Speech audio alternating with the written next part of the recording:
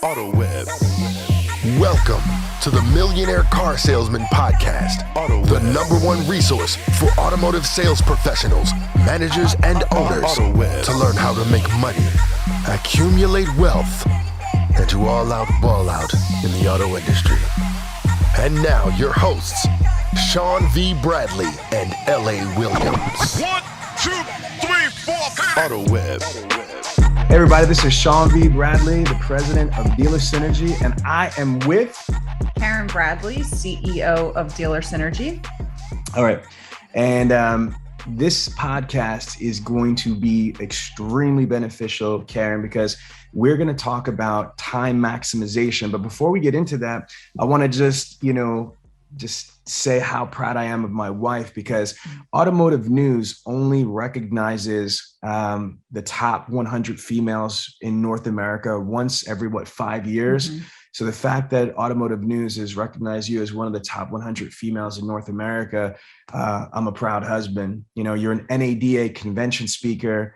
You are a Franklin Covey certified trainer and facilitator. I mean, you've done a lot of amazing things. But talk to us. Tell us, what about time maximization spoke to you? How did you get into this? Because there's not many people that even do this. Right.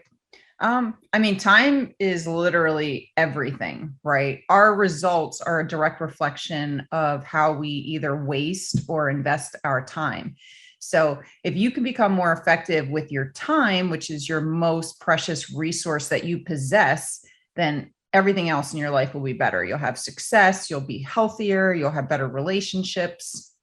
So how does that apply towards the automotive industry? Because our industry is plagued with just crazy time, unrealistic expectations. Right. We have bell to bells and all this stuff. So how important is time maximization and time management in the automotive industry? It's even more important, I believe, because of all the distractions and because not every 2 days are the same, or not every day looks alike, because there's so many fires, because there's so many urgent things that are happening. It's even more important to be able to maximize your time, to be able to understand where you're spending your time, and also to be able to avoid those distractions and have discipline and have a plan.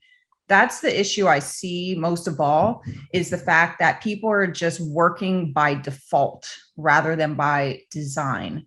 They're just going to work and letting the day take them wherever it goes. Well, let's talk about that for a couple minutes here. I've been in the industry for about 23 years. You've been in the industry for 15? Mm-hmm. So that's a long time for you to be in the industry for 15 years, and me be 23 years, combined, that's a lot of years. And what's crazy, Karen, is that this whole bell to bell thing, and the pandemic changed this for a lot of stores. Right. But up until, COVID-19 kicked off a couple of years ago, a lot of dealerships still, participated in the craziness of bell to bell. And for the people that might not know what a bell to bell is working a 12-hour shift from 9 a.m. to 9 p.m., 8 a.m. to 8 p.m., et cetera. Mm-hmm. Now, the reason why I'm bringing this up is because there's always been a problem with attrition and with HR and staffing in dealerships. And I believe that there is a direct correlation with, the problem of finding people and keeping people, also with the crazy schedule. What are your thoughts about this? No, I agree completely. If you're working effectively, if you're working by design, if you're working with the end in mind, understanding what your mission is and what your goals are, you should be able to not have to work those bell to bells. I think that people just kind of throw the bell to bells as a solution, because they do walk out feeling like they're not achieving their highest priorities, but it's not because they need more time. It's because they're not prioritizing and accomplishing the most important things first. There is something called Parkinson's law that says that time will expand, or work will expand, for the time allotted. So if you've ever done this, maybe where you're like, oh, instead of an 8-hour day, I'm gonna do a bell to bell, but then you still leave feeling the same exact way, because that's exactly what happens. The work will expand for that time allotted. Yeah, no, Karen, 100%, because here's the reality. I believe that the reason why some genius decided to work 12-hour shifts is because they weren't able to get the amount of sales and productivity within a 6-hour or 8-hour, time period. Now here's some stats before COVID, right? Before COVID, the average salesperson only sold 9.6 cars. Now it's like 8 cars or something crazy like that, the average.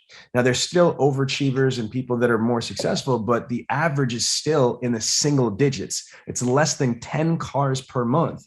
So there's a book that we're both very fond of called Good to Great. Highly recommend the book, from Jim Collins, Good to Great. But in the book, he says that, if you want to have a truly exceptional, a great organization, you can't have rules for the stupid people. Can you explain that concept, Karen? Yeah. So a lot of times what we do is we'll put rules into place in order to either punish or, kind of go against what the so-called bad apples are doing. But because when we do that, it actually ends up punishing the good people as well. So if you have a staff of 10 and you have 2 people that just aren't cutting it, but you put rules into place to kind of punish those 2 people, everyone has to face the consequences. And you're actually demoralizing the other 8 people on the team, which could potentially make them want to leave. No, and we see this all the time. Attrition's crazy. We've got clients that are burning through employees. And it's not always the employee sucks. I can't find good people. People around here are horrible. They don't want to work. They're lazy.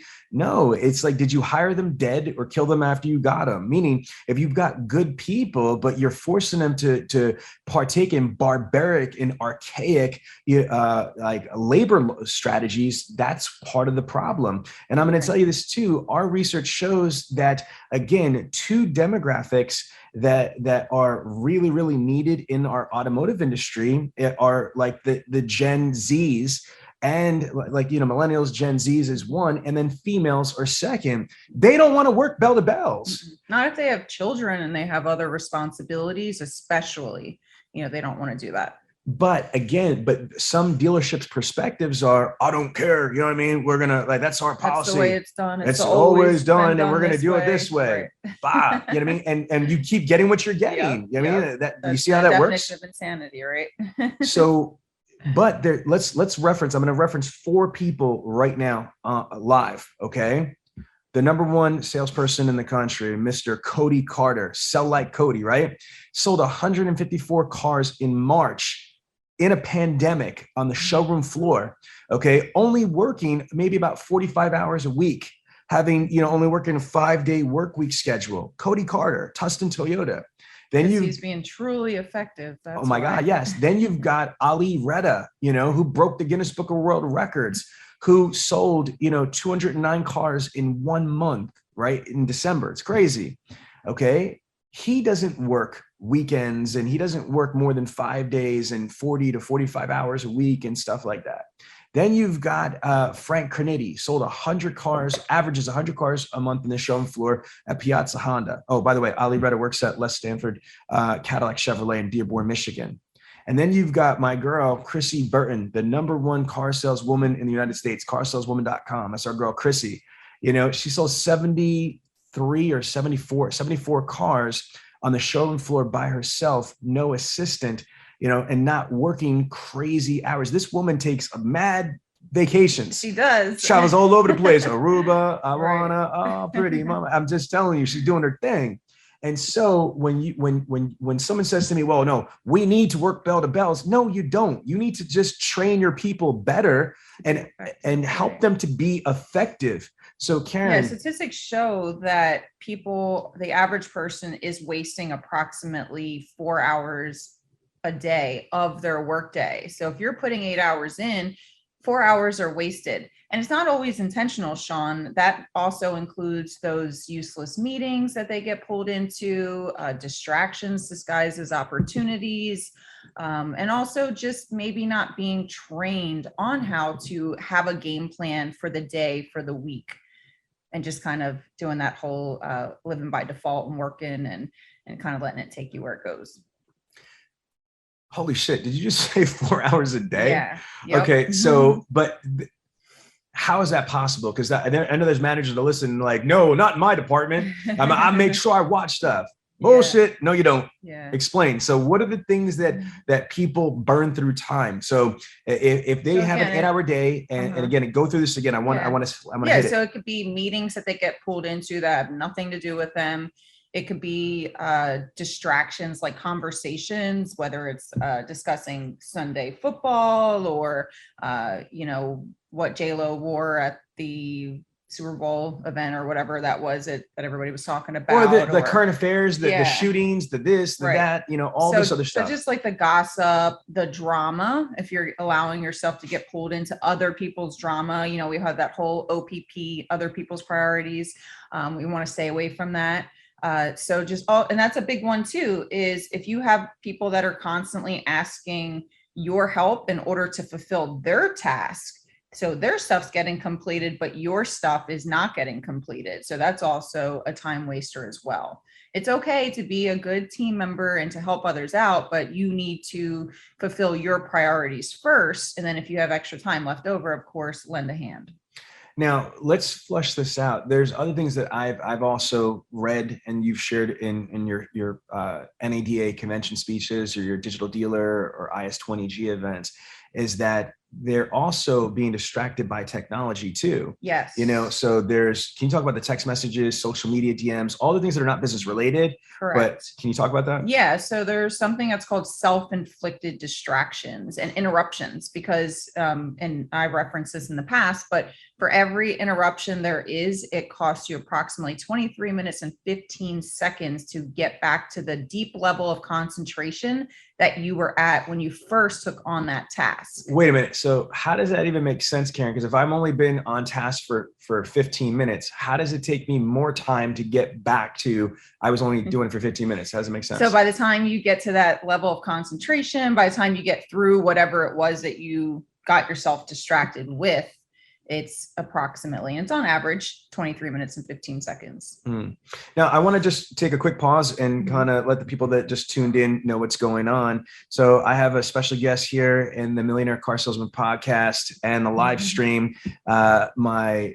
smoking hot wife, Karen Bradley. So Karen is the CEO of Dealer Synergy. She's also ranked as the #1 automotive time maximization expert. So Karen, since we're just kind of catching people up, you say time maximization instead of time management. Most people have never heard the phrase time maximization. Can you explain why do you call yourself a time maximization expert versus a time management expert?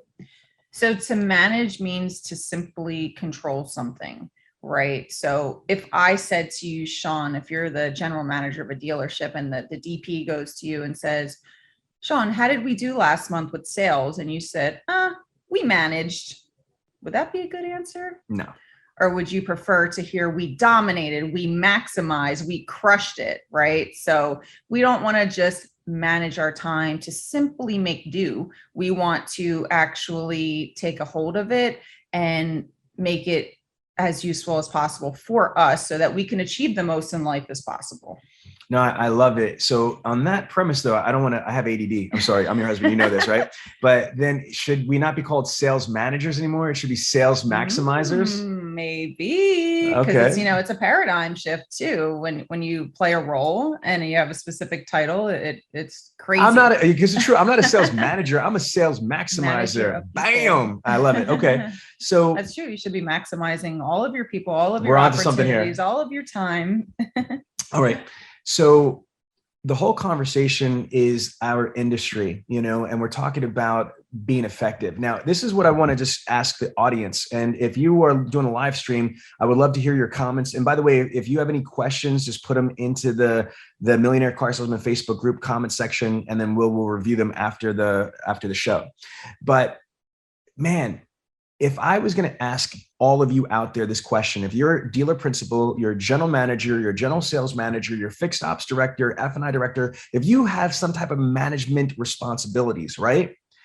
I'm going to ask you this one question.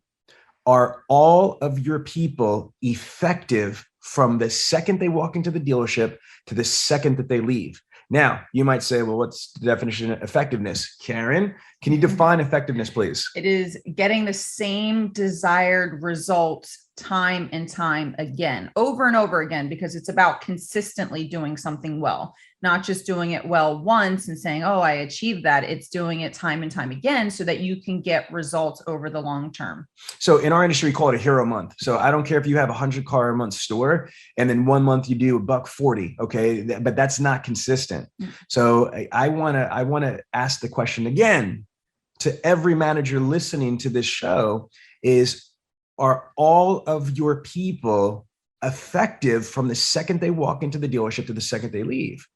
And if the answer is no, then you really need to spend time on this. Now, most times it is no, because a lot of people don't even necessarily understand what their specific job role and responsibilities are. Wait a minute, Karen, that doesn't make any sense to me because, I'm a sales manager. I'm saying, I'm calling bullshit, Karen. That doesn't make sense. If I'm a sales manager and my salesperson is hired, they're supposed to sell cars. That's what they're supposed to know. What do you mean? What else is there? Right. There's using the CRM, there's doing social media posts, there's doing videos, there's doing whatever it might be, right? Prospecting. Let me jump in on this one on the car guy side of things. Karen's 100% right. It's more than just, oh, I sell cars. This ain't the Badger back in the day, Ming Blue, right? What we're saying here is this: if you sell cars, it's more than just product knowledge and the road to the sale. Okay, you've got product knowledge, you got the road to the sale, you've got CRM knowledge, CRM proficiency. You need to know outbound phone call process, inbound phone call process, outbound email strategy, inbound email strategy, outbound chat strategy, inbound chat strategy, outbound text message, inbound text message, outbound social media DM, inbound social DM. You need to learn how to qualify a prospect. You need to know how to identify wants, wishes, expectations, how to meet them, how to exceed them. You need to know, like Karen was saying, how to market and brand yourself, how to build referrals, how to prospect, how to use social media, how to use video, how to do all this stuff. Mm-hmm. You got to learn the key machine. You need to learn how to turn on interactive keys. You need to learn the proper way to do a trade appraisal. You need to, and yada, yada, yada, yada, yada, yada. And most people don't have a mapped out, bullet pointed checklist of what their expectations are. They also don't have a schedule to be able to break things down. Karen, can you elaborate? Like, how many salespeople have you talked to that just say, help, I don't know what to do? Most of them. Yeah. So again, you need to have not only that end in mind, so understanding the job description, the specific tasks related to that job description, but also to schedule our priorities, right? Schedule our big rocks. So to make sure we understand what the most important things are and that we have a weekly plan for those. So if you, let's just say you work Monday through Friday, I know usually someone has off during the week and then maybe they work Saturday. However, let's just make it easy, Monday through Friday. What are your Monday tasks? What are your Tuesday tasks? What are your Wednesday tasks, Thursday and Friday? This way we can create consistency, which creates habit. And then habit allows us to create change because we are not, again, working by default. We're working by design. We're coming into the dealership. We already have this routine that on Mondays, I do this. On Tuesdays, I do this. So you're flying through your task a lot quicker. It's kind of like having the 10-step or the 11-step phone process, where if the customer takes you off script, but then you know that you need to go back to step 5 and 6. Same thing with your day. If you have it mapped out, if an emergency happens, if you get called into an unexpected meeting, you know where you were in your game plan for the day so that you can come right back to that and make sure that you're achieving those highest priorities. Well, Karen, wait a minute. If I may, I don't think I've ever heard you explain it like that before. And I'm married to this woman, you know what I mean? So I love that because as a trainer, I get it. Folks, if you have a 10-step outbound phone call process, watch outbound phone call process, greeting, ask permission to speak, state purpose of the call, pace the conversation, ask a qualifying question, identify expectations, implement rebuttals, transition, validate, value package proposition, trial, close, and close. I've got a 10-step outbound phone call process, the road to the appointment. You can have the road to the sale on the showroom floor. You up a customer, meet and greet, qualify, product selection, features, benefits, product presentation, demonstration drive, yada, yada, yada. So what Karen just said was so strong. You just hit me with that. I love that, wife, good. because just like you have these standard operating procedures for your process, road to the sale, road to the appointment, whatever. If a prospect takes you off, as long as you know where you're at on the road to the appointment, on the road to the sale, it doesn't matter if a prospect pulls you here, pulls you there, throws a monkey wrench in, because once you handle that objection, expectation, or situation, you could pick up exactly where you left off. But if you have no clarity or a strategy of how to engage your day, how to be productive, how to turn around and go through your day effectively, when shit hits the floor, the fan, or whatever you call the cliche, right? If things go out of whack, or if there's a crisis, or if there's something urgent and important you've got to jump onto, if you don't know where you left off, that's where chaos comes through. Karen, that was a super dope nugget. I like that. Keep going. After these messages, we'll be right back. Attention auto dealers. You need an opportunity to do business. AutoWeb is one of the largest suppliers of high quality leads. High quality buyers. At a 10% closing ratio, you will be at less than $190 per car sold. Don't just settle for what you get. AutoWeb can fully customize your results through targeted markets and/or zip codes, and as a partner, you will get premium placement within search results. Who better to do that than literally the people that invented automotive internet sales? If you want to sell more cars more often and more profitably, then you need AutoWeb.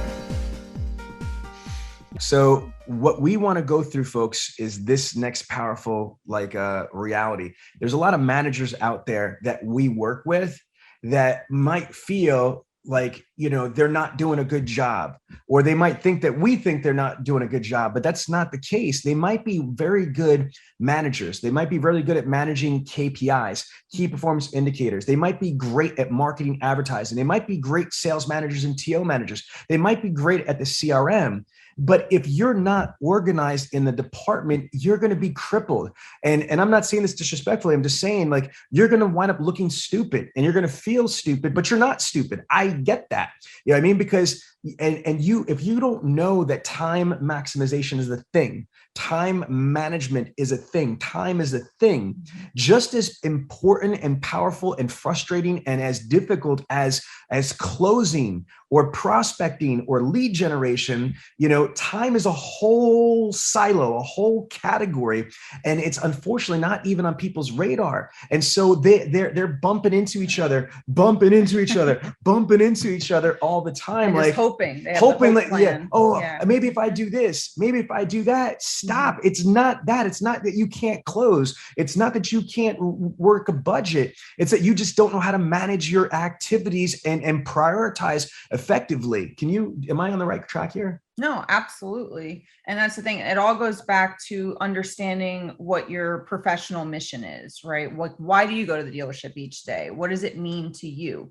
What is the mission of the dealership? Are you hitting the objectives that the dealership is expecting of you? So understanding those things, and it takes discipline, Sean. That's the thing. Is I tell people, it's kind of like, if you want 6-pack abs, you can't just lift up your shirt and, wish that they're there, and then all of a sudden they're there. It's the same thing with time maximization. You can't just wish they're not there.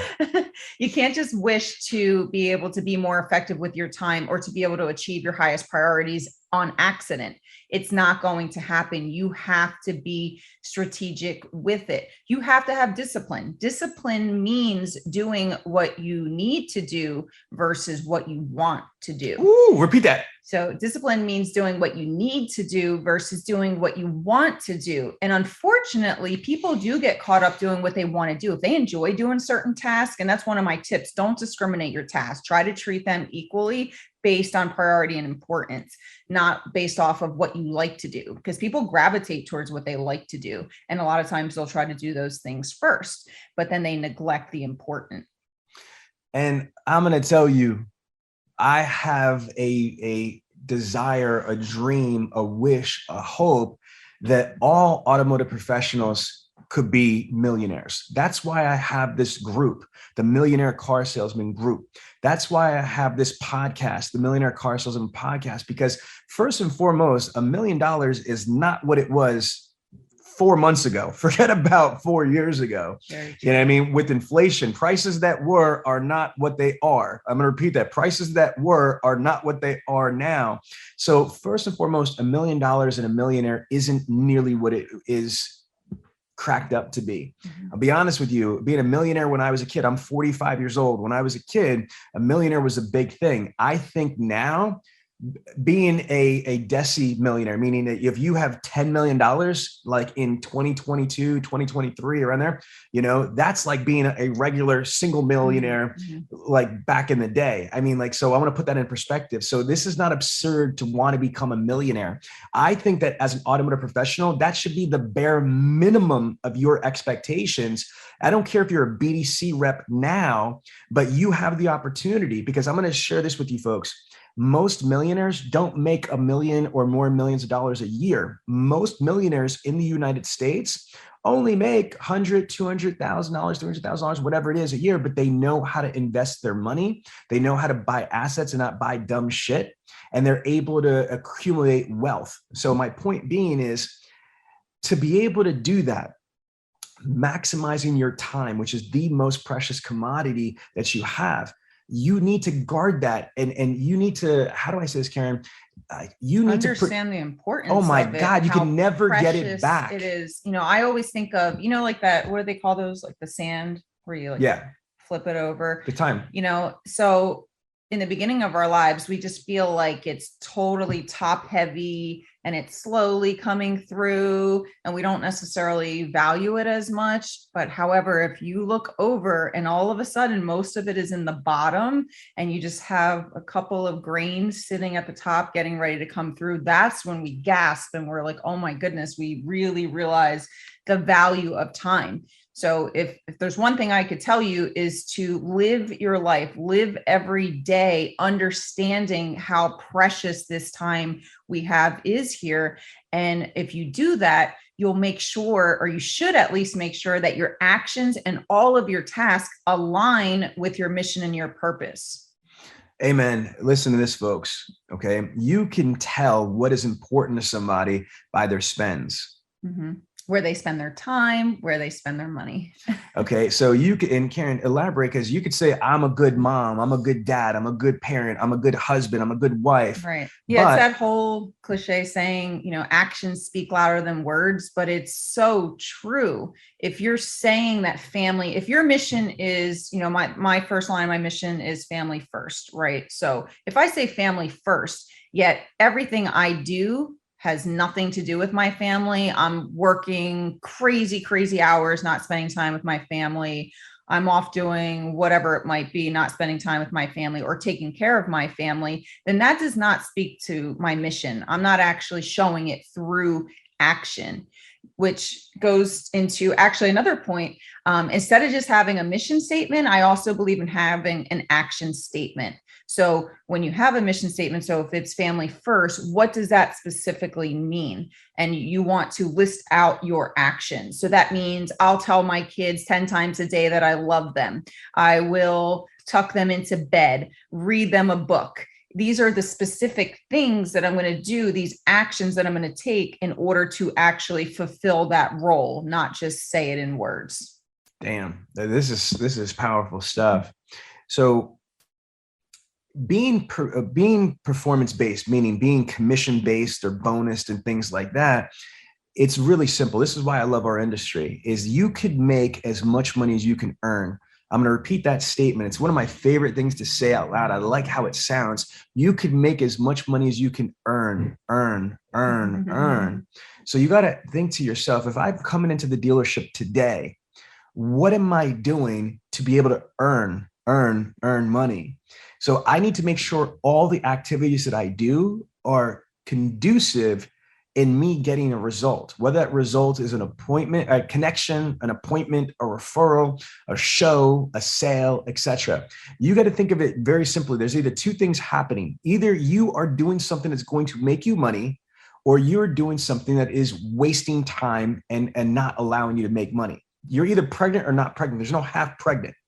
Yeah. And it's not always about what we need to do.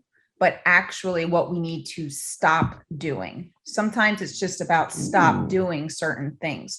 So I recommend that people time journal. It's like taking an inventory of your time. So just writing out throughout the day what you're doing. So what is the task, how long it's taking you, and then at the end of the week, doing a self-assessment and highlighting all of the different time wasters that you got pulled into, whether it was self-inflicted, which this takes courage, right? Because we have to be able to admit that we're doing these things and we're self-sabotaging our time.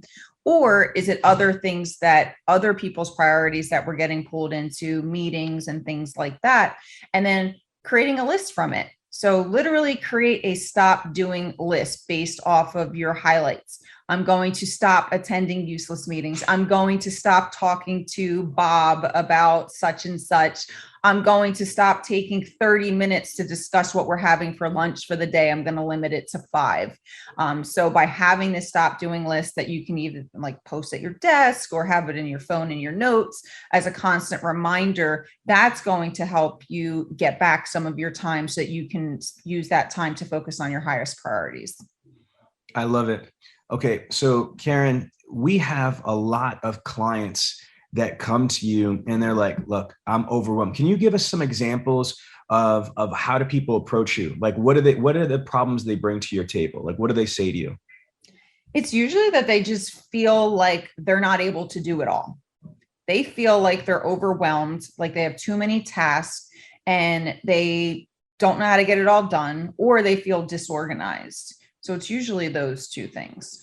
Okay. And so how can someone reach you for a free strategy session to be able to get a free consult with you?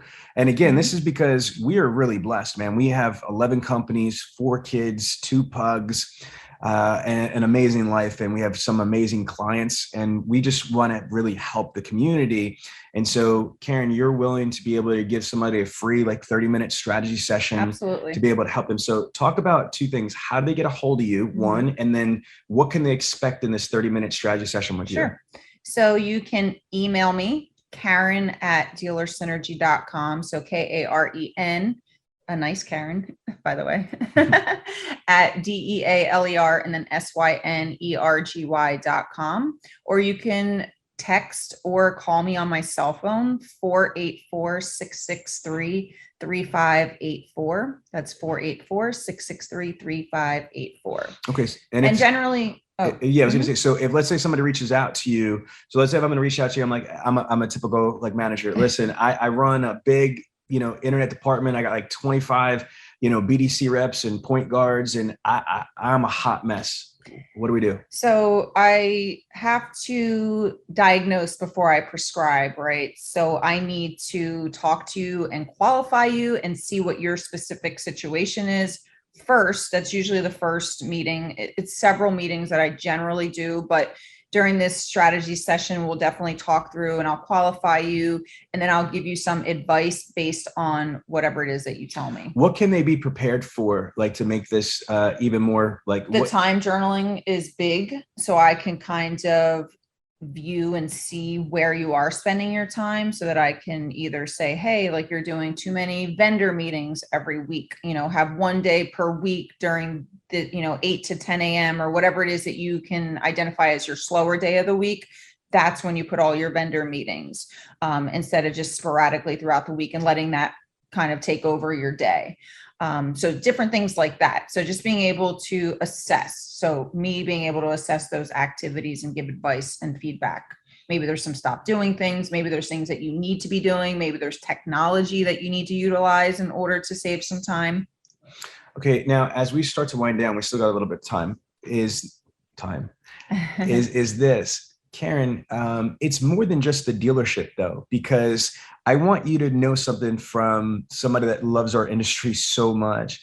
This is an amazing industry, but it could be an unforgiving industry on an emotional level. I can't tell you how many people I have known that have been divorced. And I know divorce is rampant, but it's pretty damn rampant in our industry as well.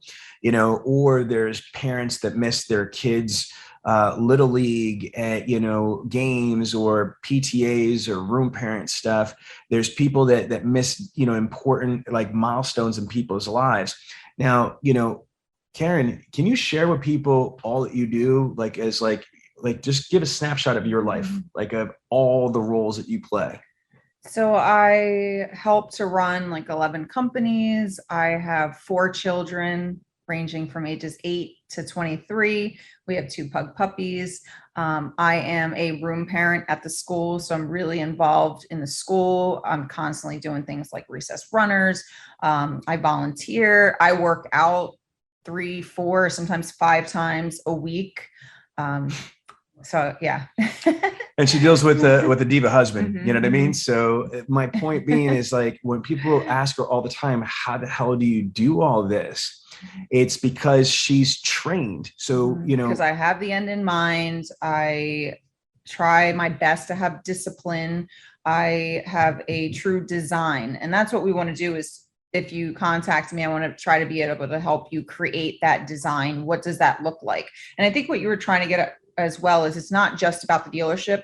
It's also about taking care of yourself, because we are our greatest asset. If we're not running at full capacity, then we're working with a dull saw, right? So to speak, the whole sharpen the saw type concept. So if we are dull, we're not going to be as effective, and we're not going to be able to get as much done. So we need to be able to take care of ourselves outside of the dealership as well, so that we are happier and better for ourselves and more effective in the dealership. 100%. Because what I was trying to get at, thank you, Karen, is this: if you want to have maximum performance, it's got to be more than just mastering objections, rebuttals, and closing. Like, those are important skills. But if you are feeling guilty because you've blown off your kid 3 different times, you've never made their game before, or their ballet recital, or whatever it is, I mean, you're a human being. You don't want to be the empty chair. We created this video, the 86,400 seconds in a day, the time video. And one of the things that it was important to me to have was this empty chair. So whether it be at like a recital or an event, and your kid looks out and sees that empty chair and doesn't see you, just the impact and effect. And let me speak about that also. And this is what's crazy in our industry, is that there's a lot of people that sacrifice their spouses, their children, this, that, and everything, and they don't even sell a car. You know what I mean? Like, that's the kick in the nuts. I'm sorry, as a guy, that hurts right there, is when you work a bell to bell and you give up doing something with your kid, a holiday, an activity, and you still don't sell a car. I mean, that's adding insult to injury. Not only are you working a crazy bell to bell, which is archaic, but you're also missing out on the things that you love. So there's a phrase, you can't have your cake and eat it too. I think that's the dumbest thing I've ever heard. I mean, like, why would you want to have a cake if all you could do is look at it? Like, I want to eat that shit. I want seconds, thirds, sprinkles, whipped cream, whatever. You know what I mean? We have to create more cake. That's the thing. Ooh, you need to create more cake. I love that, baby. All right. So, Karen, can you give us some advice? Like, from all your years doing this, what are just certain things that people, as they're, because there's been people that have been rocking for this whole podcast right here. What are some tips to help become more effective with time? What would you say? So I think I've been kind of giving them throughout, but definitely, again, you have to live by design. You have to have a plan. If you don't know where you're going, any road will take you there. So make sure that you know the exact GPS precision of where you want to go. And then make sure that all of your activities, all of your actions are dedicated to fulfilling that mission and the goals for you personally and goals at the dealership. And then just being able to have that discipline and to remind ourselves of what is important, maybe not watching so many episodes of Netflix. And that's the other thing, is it's okay to do certain things. And we didn't even get into like the time matrix or any of that, which I think we're going to do a part 2 of this, hopefully, because I have so much more I could go into. But, being able to say, I sharpen the saw by watching one episode of Netflix, that's okay. But when you are taking away from what you should be doing, so if you watch 4 Netflix episodes, but you were supposed to be doing something else, spending time with your kids, going to the gym, meal prepping, whatever it might be, then that's when you know that you shouldn't be spending time in that area. So Karen, what we're going to do right now is I'm going to cue this up. I'm going to put the time matrix on the screen. But remember, this is a podcast. Yeah. And I actually have to head out, guys. Okay. You have to head out. Okay. I have an appointment. I apologize at 11:45. So I have to head out of here. All right. So but I promise, let's do a part 2. I'll go over the time matrix. I could talk about the KB method some. We didn't even get into, the deathbed and how people have regrets in life. We didn't get into any of that. So I would definitely, the 4 Ds, there's a lot of stuff that I would like to elaborate on. Well, listen, Karen, it's been a real pleasure. Thank you so much for sharing your expertise and your experience and your passion for maximizing time. That's my pleasure. Okay, take care. Be effective today, guys. So there you have it, the Millionaire Car Salesman Podcast. This podcast comes to you every week from the city of brotherly love, Philadelphia, Pennsylvania. If you have a question about the show or would like the chance to become a guest, feel free to contact us directly at 856-546-2440 or email us at millionairecarsalesman@gmail.com. This program is a presentation of Synergy Records, produced by Tiana Mick and L.A. Williams. Production and engineering by L.A. Williams. The Millionaire Car Salesman Podcast is hosted every week by L.A. Williams and the Millionaire Car Salesman himself, Sean V. Bradley. The Millionaire Car Salesman Podcast can be found everywhere, so please don't forget to review, subscribe to, and share the show. Thanks for listening to the Millionaire Car Salesman Podcast, and remember, where I'm from, money provides options. The Millionaire Car Salesman Podcast is sponsored in part by AutoWeb. If you enjoyed this podcast, then make sure to give it a thumbs up, subscribe, and leave us a review. Let some other folks know about it. Oh, and don't forget to join the Millionaire Car Salesman group on Facebook. We'll see you there.